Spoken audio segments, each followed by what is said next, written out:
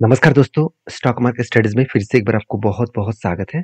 तो आज मैं फिर से आपके सामने कुछ इम्पोर्टेंस कंपनी का अपडेट शेयर करने वाला हूँ। तो इस वीडियो को पूरा लास्ट तक देखिएगा और अभी तक आपने चैनल को सब्सक्राइब नहीं किया तो ज़रूर कर लीजिएगा। देखिए आज के वीडियो में सबसे पहले जो इम्पोर्टेंस कंपनी है जिसका नाम है कोटक महिंद्रा बैंक। देखिए बहुत दिनों से इस कंपनी के ऊपर मैंने एक ट्रेड लेकर रखा हूँ और मैंने किस बेसिस में ट्रेड लिया वो सबसे पहले दिखाऊँगा।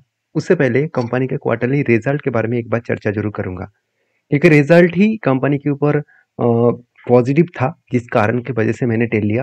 क्योंकि नेगेटिव न्यूज़ कंपनी के ऊपर आरबीआई ने इस कंपनी के ऊपर एक रेस्ट्रिक्शन लगा दिया जिसके चलते कंपनी के ऊपर एक बिग फॉल हो चुके थे। अभी देखिए मैंने जब बिग फॉल हुआ था तब मैंने आपको बार बार यही बताया था कि इस तरीके से सिचुएशन को कभी भी मैं इस तरीके से सिचुएशन को छोड़ूंगा नहीं, क्योंकि इस तरीके से सिचुएशन को अगर छोड़ने का मतलब है अच्छा कंपनी के ऊपर सस्ते दामों में माल खरीदना भूल जाना। मतलब क्या है? मतलब आपको मैं एक बार टेक्निकली चार्ट पैटर्न्स के ऊपर लेके जाता हूँ तभी आपको क्लियर कट हो जाएगा।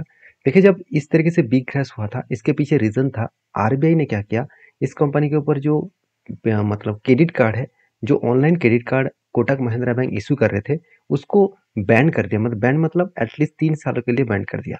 तो क्रेडिट कार्ड न्यू इशू वो नहीं कर पाएंगे और इस तरीके से एचडीएफसी बैंक के ऊपर भी आरोप लगाया गया था और एचडीएफसी बैंक के आरोप खत्म होने के बाद एचडीएफसी बैंक अच्छा खासा आज परफॉर्मेंस कर रहा है। उसी तरीके से कोटक बैंक के ऊपर भी आरोप लगा गया कि कोटक बैंक जो कर रहा है कस्टमर को मिसलीडिंग करके गलत इंफॉर्मेशन देकर क्रेडिट कार्ड को बेच रहा है और इसीलिए कंपनी ने क्या किया, कोटक बैंक के ऊपर एक रेस्ट्रिक्शन लगा दिया कि 3 साल तक उसका न्यू क्रेडिट कार्ड इशू नहीं कर पाएंगे।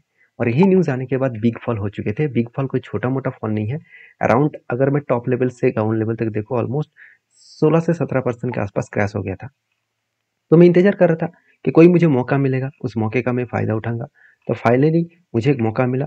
देखिए जब बिग क्रैश हुआ तब 200 डेज़ मूविंग एवरेज के नीचे क्लोजिंग होना स्टार्ट हो चुके हैं। और तब मैंने देखा आरएसआई यहाँ पे देखिए 2 आरएसआई यहाँ पे क्या कर रहा है, 30 के नीचे यहाँ पे रिटेस्ट कर रहा है। मतलब 30 के नीचे फाइनली यहाँ पे रिटेस्ट किया, उतना स्ट्रांग नहीं लगा। तो मैंने इंतजार किया कि फिर से एक बार आरएसआई टच करेंगे तो मैं एंट्री लूंगा। तो फाइनली यहाँ पे जो आरएसआई का जो जो रेंज है वो 27 तक गया, मतलब 30 के नीचे चला गया। और इसी बेसिस में मैंने कैंडल को देखा तो इस कैंडल ने क्लोजिंग इस लोअर लेवल में दिया। तो मेरा जो एंटी लेवल बना 1543 के आसपास। और इसी एंटी लेवल से मैं टारगेट कहाँ तक लूंगा, जब आरएसआई ऊपर जाकर इस 70 को ब्रेकआउट करेगा, टच नहीं ब्रेकआउट करेगा, तब मैं एंट्री लूंगा। और मुझे लगता है ये जो इसका जो मतलब गैप डाउन है, आप जहाँ से गैप डाउन हुआ था उस गैप को फिलअप करने के लिए जाएंगे। तो अगर इस लेवल को टच करे और आरएसआई भी यहाँ पे टच करे तो मैं एग्जिट करूंगा। और मुझे कितना टारगेट मिलने का चांसेस है, एंटी लेवल से एक बार मैं थोड़ा सा आपको जूम करके दिखा देता हूँ। अगर मुझे टारगेट मिलेगा इस लेवल तक तो ऑलमोस्ट 17 से साढ़े 16% तक टारगेट मिलने का चांसेस है। अभी कितना मिलेगा क्या होगा उसका बोलना सही नहीं होगा, क्योंकि मार्केट है, आज मार्केट ऐसा परफॉर्मेंस कर रहा है, कल दूसरा कुछ परफॉर्मेंस भी कर सकते हैं। तो बेसिकली कंपनी के ऊपर सारी चीज़ों को समझ कर सीख कर काम करना होगा।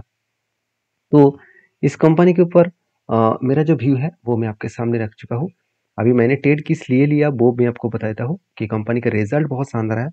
11,900 करोड़ से इस बार कंपनी का सेल्स बढ़ के, मतलब रेवेन्यू बढ़ के 15,150 करोड़ बन चुके हैं। और कंपनी के इंटरेस्ट भी कंपनी पेमेंट किए और इंटरेस्ट पेमेंट करने के बाद कंपनी का नेट प्रॉफिट 4,500 करोड़ से 5,300 करोड़ बना। मतलब बेस्ट तरीके से कंपनी का नेट प्रॉफिट यहाँ पे देखने को मिला। और इसी सिचुएशन को सामने रखते हुए मैं अगर बात करूँ तो इस कंपनी के ऊपर मैंने क्या किया, यहाँ पे ट्रेड लिया था। अभी इस कंपनी के ऊपर एक चीज़ और भी आपको बता दूं, कंपनी इसके ऊपर ट्रेड लेने के पीछे और एक रीज़न है। एज ए इन्वेस्टर के बारे में मैं बात करूँ तो कंपनी के ऊपर आप खुद ही देख सकते हैं म्यूचुअल फंड ने क्या किया, लास्ट कुछ मंथ्स में म्यूचुअल फंड ने अच्छा खासा बाइंग किया। जो 9.5% होल्डिंग था वो बढ़ के 12.5% कर चुके हैं। ऑलमोस्ट 3% होल्डिंग बढ़ा चुके हैं। अभी और एफएस के पास जो 40% होल्डिंग था वो अभी करीबन 37% के आसपास होल्डिंग है। मतलब यहाँ पे कुछ क्वांटिटी यहाँ पे क्या किया गया, बेचा गया। तो ऐसे सिचुएशन चलता रहता है, कभी माल बेचा जाता है, कभी खरीदारी भी जाते हैं। तो इस सिचुएशन को सामने रखते हुए आपको सारी चीज़ों को देखना पड़ेगा। बाकी कोटक महिंद्रा के ऊपर मैं पॉजिटिव हूँ। आपके क्या राय है जरूर कमेंट्स करके बताना। नेक्स्ट कंपनी उसका नाम है इंडियन रेलवे फाइनेंस कॉर्पोरेशन। इसको हम लोग IRFC नाम से जानते हैं। इस कंपनी के ऊपर मैं बहुत पहले से ही इस कंपनी के ऊपर काम कर रहा हूँ और मुझे इस कंपनी का स्ट्रेंथ हमेशा पॉजिटिव देखने को इसलिए मिलता है क्योंकि कंपनी के ROE हमेशा एवरेज लेवल के आसपास होता है। एवरेज लेवल मतलब 15% के आसपास। तो किसी भी फाइनेंस कंपनी का अगर ROE रिटर्न ऑफ इक्विटी 15% के आसपास है, उसके साथ साथ कंपनी का इनकम अच्छा खासा हो रहा है और कर्जा भी कंपनी लगातार लेके चले जा रहा है।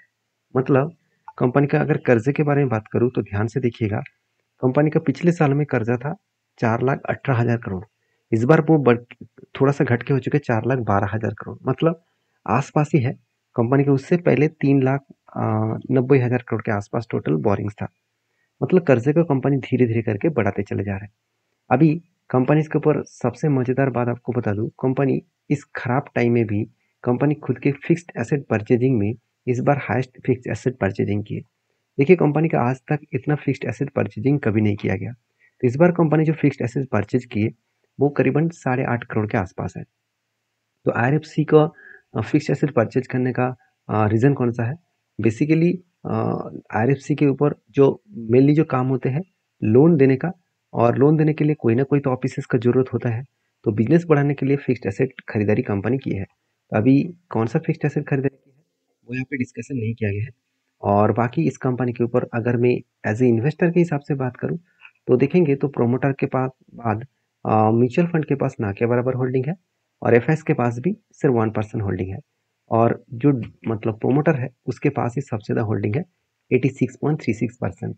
मतलब प्रोमोटर को कभी ना कभी 11.5% 11.36% होल्डिंग को बेचना पड़ेगा क्योंकि सेबी के रूल्स के हिसाब से 75% से ज़्यादा होल्डिंग किसी भी कंपनी के पास नहीं होना चाहिए। इस बात को याद रखना, इस बात को आप स्टडी करना। बेसिकली इस कंपनी के ऊपर जो मेरा जो व्यू है वो मैं पहले ही बोल चुका हूँ। मुझे जो यहाँ पे एक ट्रेड मिला था रेंज बेसिस में, तो फाइनली एंट्री होने के बाद बहुत शानदार तरीके से टारगेट अचीव हुआ। जो टारगेट था 26% के आसपास। और दूसरी एक फिर से एंट्री होने जा रहा है, जो एंट्री में आपके साथ मार्किंग अभी से करके रखा हूँ। देखिए कप तो बन चुके हैं, अभी मुझे चाहिए एक हैंडल पैटर्न। तो कप के बाद एक हैंडल पैटर्न क्रिएट करें तो मैं यहाँ पे फ्रेश एक एंट्री जरूर लूंगा। तो आपके क्या ओपिनियन है यहाँ पे जरूर कमेंट करके बता सकते हैं। नेक्स्ट जो कंपनी है उसके बारे में चर्चा करें, उसका नाम है राइट्स। देखिए राइट्स आप सभी जानते हैं ये भी एक रेलवे गवर्नमेंट कंपनी है। तो बेसिकली कंपनी का जो बिजनेस है वो आप सभी जानते हैं रेलवे गवर्नमेंट के ऊपर है। यहाँ पे आप देख सकते हैं the company is only export arms of Indian railway for the providing rolling stock overseas. तो कंपनी इंडिया के साथ साथ थाईलैंड, मलेशिया, इंडोनेशिया इस तरीके से कुछ जगह पे भी कंपनी काम करते हैं। तो कंपनी की जो बिजनेस है उस बिजनेस के हिसाब से कंपनी भी बहुत छोटा है। अराउंड 17,600 करोड़ के आसपास इसका मार्केट कैप है। और कंपनी का वैल्यूएशन भी उतना हाई नहीं है। ROC ROE बेस्ड है, इनकम जबरदस्त है और 1 रुपया भी कंपनी के पास कर्जा नहीं है। ये सबसे बेस्ट पॉइंट है। कंपनी के क्वार्टर रिजल्ट अभी तक नहीं आया, तो रिजल्ट का डेट अनाउंसमेंट हो चुके हैं। एक्चुअली कल के दिन कंपनी का रिजल्ट आएगा, आप देख सकते हैं। और कंपनी का जो नेट प्रॉफिट है वो अगर देखेंगे तो कंपनी का अंदाजा लग जाएगा कि इस बार कंपनी का रिजल्ट किस तरीके से आने का चांसेस है। तो बेसिकली पिछले सालों सालों से कंपेयर किया जाए तो कंपनी का सेल्स थोड़ा सा कम हुआ। अभी एक्सपेंस को कंपनी कंट्रोल में रखे उस बेसिस में कंपनी का नेट प्रॉफिट 570 करोड़ से 490 करोड़ तक देखने को मिला। मतलब प्रॉफिट जो है वो थोड़ा सा कम हुआ। इसी के चलते कंपनी के ऊपर थोड़ा सा प्रेशराइज है।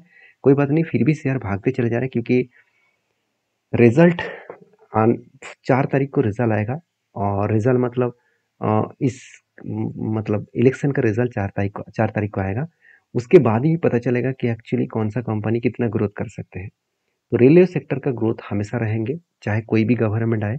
मुझे एक दोस्तों ने बहुत शानदार कमेंट किया, वो कमेंट मैं आपके साथ जरूर शेयर करूंगा अगर मुझे कमेंट करके आप बताएंगे तो नेक्स्ट जो जो अपडेट है इस कंपनी का वो अपडेट मैं आपके साथ जरूर शेयर करूंगा, वो है कंपनी का एसेट।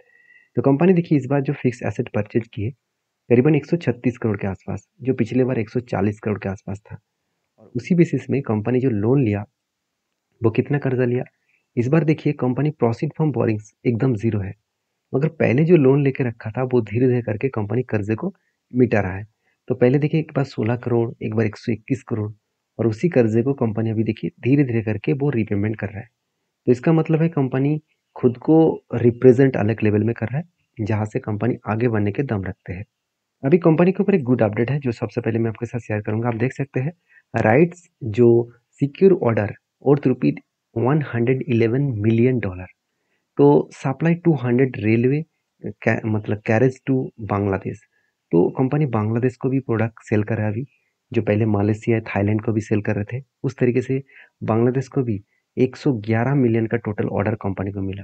200 रेलवे जो कैरेजेस है उसको बांग्लादेश को सप्लाई करना है। तो ऑब्वियसली इस तरीके से अगर कंपनी को ऑर्डर मिलता रहे तो कंपनी तो भागना स्टार्ट करेंगे ही। तो सबसे पहले देखिए कंपनी इस तरीके से जर्नी दिखा रहा है, इसका मतलब कंपनी का अच्छा खासा एक रैली फिर से दिखेगा। अभी देखिए पैटर्न्स कंपनी क्रिएट कर रहा है, पहले एक शोल्डर तो बना चुके हैं और उसके बाद फिर से आप देख सकते हैं कंपनी के ऊपर एक बिग हेड बनने जा रहा है।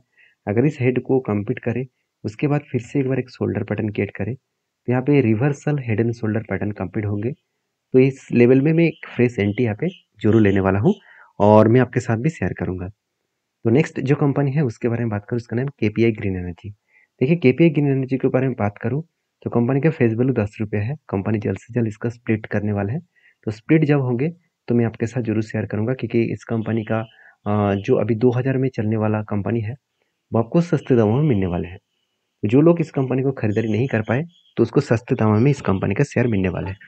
तो आई होप वीडियो में जानकारी अच्छा मिले तो प्लीज़ लाइक करना, चैनल को सब्सक्राइब भी करना। मिलते हैं नेक्स्ट वीडियो में, तब तक के लिए धन्यवाद।